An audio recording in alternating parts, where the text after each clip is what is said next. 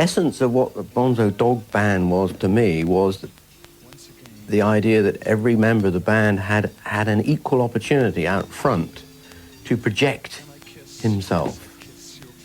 There was no leader as such. There was no such thing in that band as a lead singer, really. Viv was the singer, but other people did things all the time out front, so that an audience had several things to look at and several things to appreciate all the way through the act, which is a pretty strong cabaret act. In the wardrobe of my soul, oh, my soul, in the section labeled chats. People had different skills in the group. Some people were better instrumentalists than others. Some people were better musical theory in those days than others. And some people were much better, you know, natural stage craftsmen than others, or comedians or whatever. But together it gelled.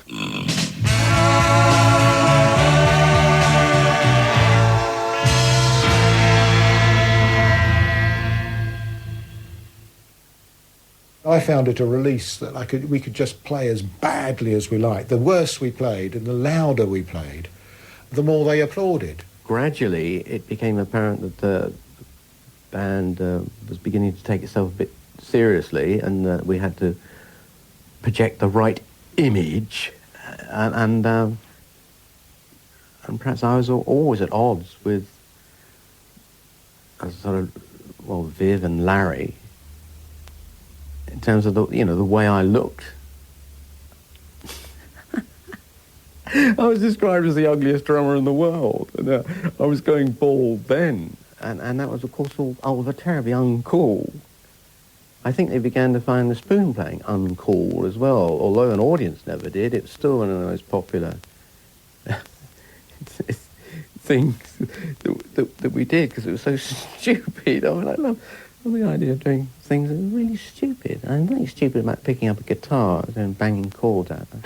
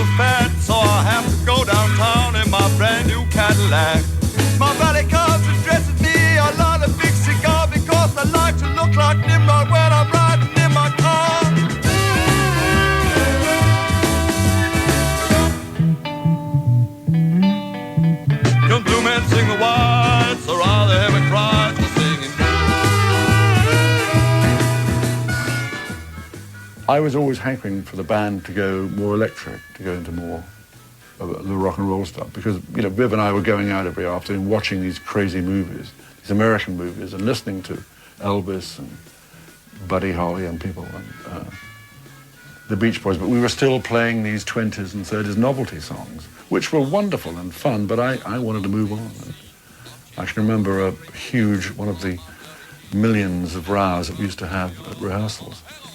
I was saying, look, come on, guys, let's do this Elvis number, like Hound Dog or something. And I think that was the beginning. Everybody thought, well, wait a minute, we'll give this a whirl. Let's try and go electric.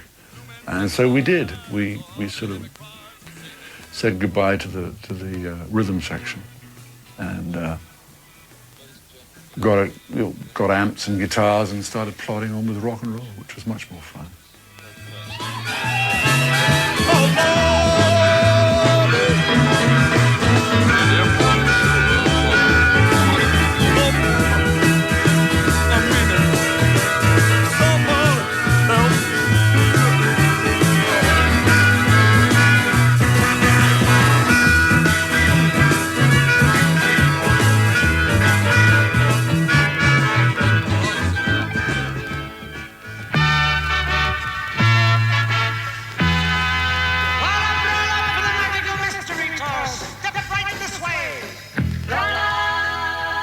I remember we were in another cabaret club up north when we got the news that the Beatles wanted us in Magical Mystery Tour, which was a big thrill.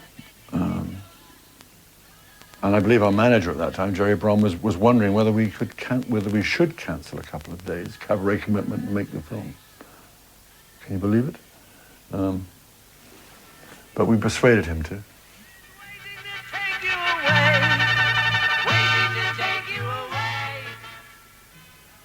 In a way, the Bonzos had their own mystery tour to contend with.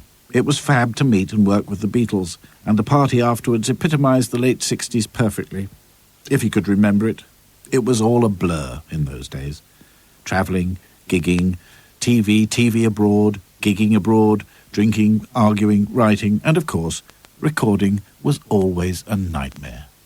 We started to lay down tracks and consider what we were doing, obviously by the first album, but we occasionally would just say enough, and just say, put on some 2-inch tape, give us a clean roll of tape, and just somebody would count in. In fact, that's how Jazz Delicious Hot Disgusting Cold appeared. We'd just come back from pub after a break, and we just wanted to just blow our brains out for 5 minutes, because it was very disciplined, the recording world, and sometimes we could handle it, other times we just didn't care at all. And so the Jazz Delicious Hot Disgusting Cold was a result of that.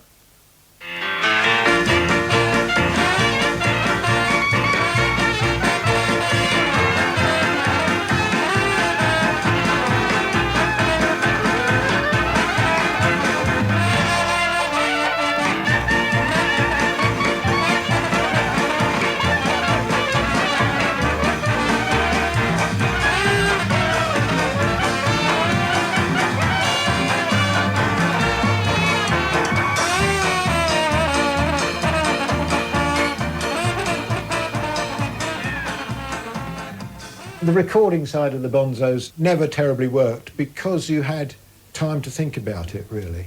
The only time it ever worked was when we tried to get our single out. And in the end, we said, no, we've got to get someone. So we said, right, get Paul McCartney in. I'm the urban spaceman, baby, I've got speed. I've got everything I need. I'm the urban spaceman, baby, I can fly. I'm a supersonic guy. Paul McCartney played the ukulele on Urban Spaceman. He's on there, out in the corridor with Neil, playing the ukulele. So, I mean, the only time we had a hit record is that Paul McCartney was at the back there strumming a ukulele. I don't know what the hell the guy had, but he had something. But we didn't want it, at least not in public. As soon as we realised there was the remotest chance of a hit record, our Dada influences came to the fore, and we insisted that Paul's involvement should be kept a secret. And he was quite happy to be called Apollo C. Vermouth, much to the chagrin of our management. Weeks went by, and slowly but surely, Urban Spaceman climbed the charts until it reached about 17. But the management could stand it no longer. They cracked and leaked the story to the press. And we promptly shot up to number 5.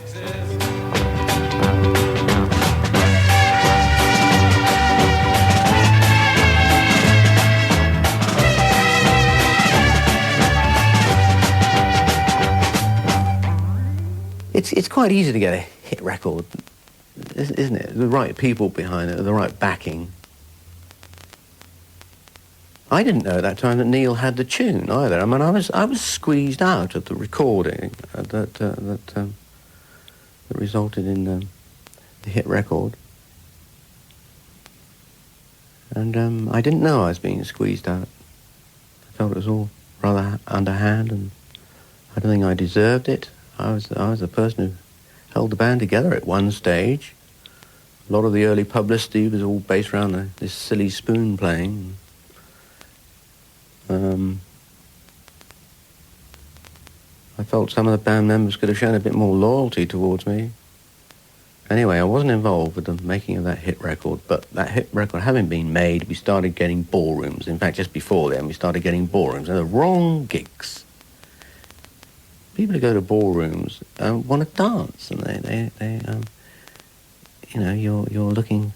You go there on a Saturday night, look for a partner, don't you? And you don't want to have your evening interfered with by a load of fools getting up there doing something that you probably don't really relate to. And neither does anyone particularly want their listening pleasure being interrupted by people like me. But nevertheless, these are the facts of life.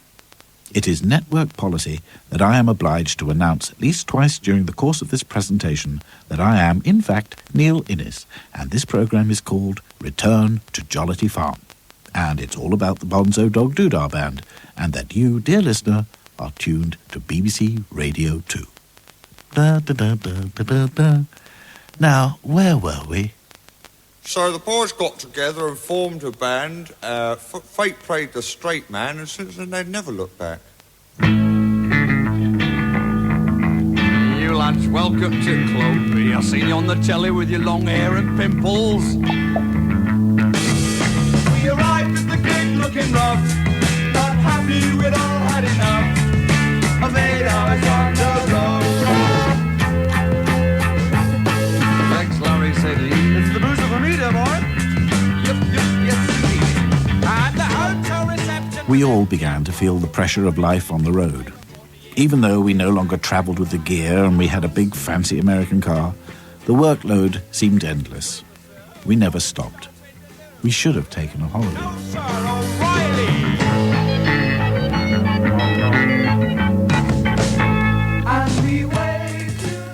There was tension between all of us. I mean, we insulted each other so much, particularly on the road and in rehearsal rooms and whatever. You have to, in a way, you have to strip away what people appear to be in any kind of relationship, whether it's your current girlfriend or your wife or whatever. And we certainly did that with each other. In fact, Rodney socked me once in the Blue Ball car park or something. He just had enough of my incessant rambling. About 5 a.m. or something in the morning, and for some reason he thought that Smudgy deserved a sock on the jaw. But just a little playful pat, really. I broke his leg, of course, afterwards, and all of his front teeth. But, there was tension, a great deal of it.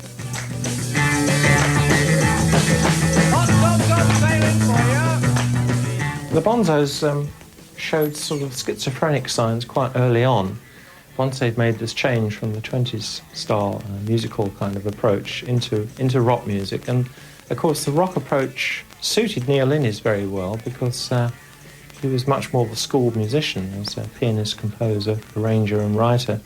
So I think there was a kind of a little bit of a split between Neil and Viv over the actual direction of the band, and perhaps not even something as direct as that. There's just a difference in attitudes, whereas Neil was more pragmatic and sensible about things, and Viv tended to rely on strokes of genius and flashes of intuition.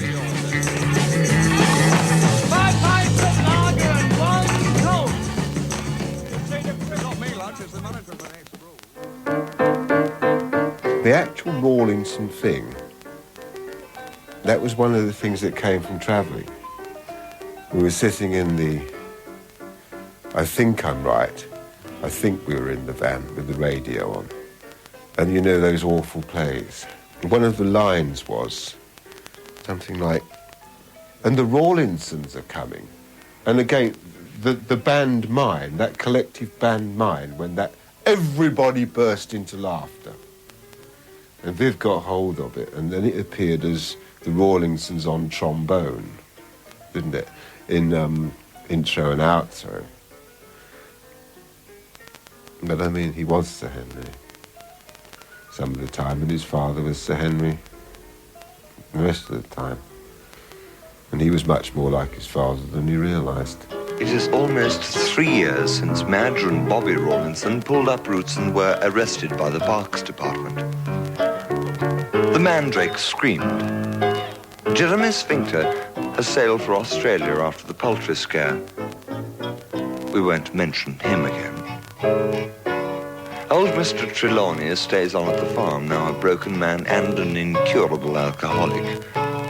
Apart from his regular visits to the village shop for a couple of tins of ready rubbed, he hardly goes out at all and devotes his remaining years to breeding those beautiful guppies for which he is so rightly famous.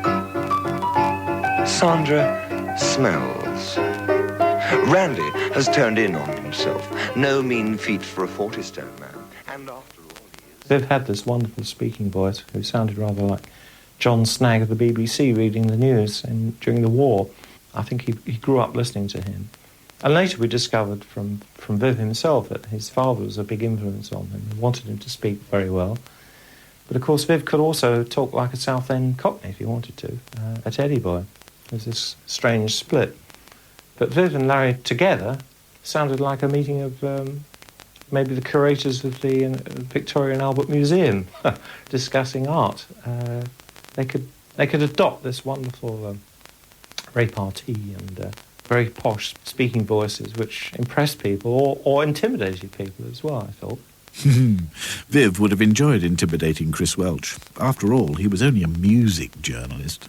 But Roger McGough, poet, Everton supporter, and now OBE, surely he was made of sterner stuff. I was quite frightened of Viv, actually, to be honest with you, because I've always one of these people who love eccentrics and like to be around them, really do.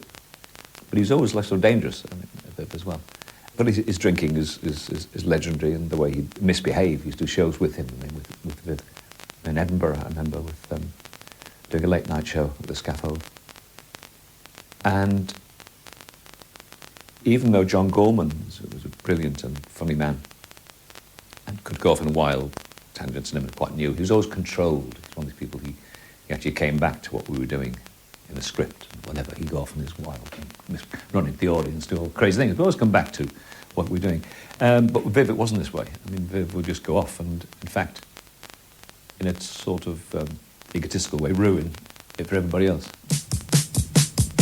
I'm gonna get you in my tent. Well, we can both experiment. Yeah, it's so convenient. And let's take a taxi to my tent. Oh, yeah, my love is so inscrutable, in a stoic sort of way. But my baby is as beautiful as a tourniquet. We'd just be on stage and he would go into Elvis, and you'd never seen him before. And, just used to double up, because it's so good, it's so funny, it's so well done. That night, cutie called a cab. Baby, don't do it. She left her east side drum so dry. Baby, don't do it. She went out on the town. No, they will make her love frown. Death cab for cutie. Death cab for cutie. Someone's gonna make you pay your fare. Viv and I got that title from a lurid crime magazine, imported from America. Ah, yes, America. God's own country, the US of A. We went there twice. The audiences loved us, but the organisation was chaotic. It's such a huge place, you have to have a good team behind you to even attempt it. And we didn't have that team. We had a pretty bad agency at that time and almost hopeless management. We would be appearing in Chicago for an evening and we'd be advertised in Detroit. Complete cock-ups like this would appear. And you just can't do that. You can't have your troops going to one battle and the generals are somewhere else. It didn't work, so it was just kind of frustrating. But in the States, the writing was on the wall, and the sands of time were slipping through the bony fingers of fate. The thought that dare not speak its name was slowly forming in the dark recesses of our minds. By the time we got back to the UK, it was on everybody's lips. Ugh. Viv just turned up one night and said, let's forget it. And we said, yeah, OK, let's forget it. We'll tell the audience tonight. So we went out on stage at Lyceum and said, this is it. And no one believed us, of course, And then he phoned up on the following Monday and said, I've just been into the agent. There's 6 other gigs that we're contracted for and we'll be stung in prison if we don't do them, sort of thing. What do you reckon? Do the gigs, split the money and have a good time. Yeah, that's cool, 1 a week, we'll turn up. And that was the best time we'd ever had. you know, we just turned up for the gig, blew the gig, did the gig, copped the money, and went home. We weren't worried about the future. We weren't worried about the meaning of each number. We weren't worried about how each number was going to resolve itself to be put on a future LP. You know, didn't give a toss. You know, just went on and did our numbers and enjoyed it. And it was straight back to the Tiger's Head days again. So those last 6 gigs were actually the best. They were wonderful.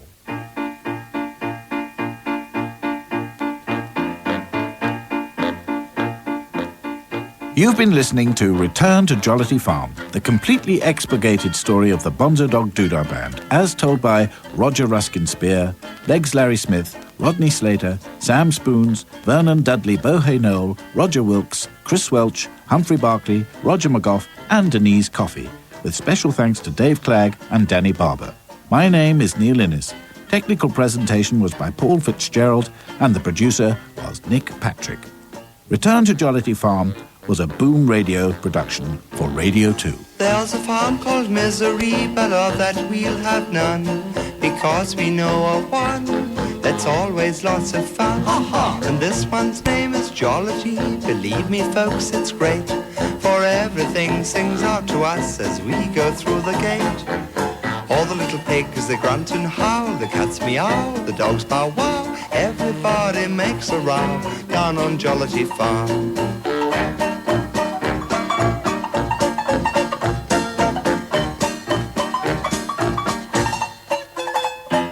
All the little pigs, they grunt and howl. Grunt, howl, grunt, howl. The cats meow. Meow, meow. The dogs bow wow. Ruff, ruff, ruff, ruff. Everybody makes a row down on Jolity Farm. All the little birds go tweet, tweet, tweet. The lambs all bleat and shake their feet. Everything's a perfect treat down on Jolity Farm. Regular as habit, the cocks begin to crow, and the old buck rabbit sings stuff it up a jumper, vo-do-de-o. All the little ducks go quack, quack, quack. The cows all moo, the bull does too. Everyone says how do you do down on Jolity Farm.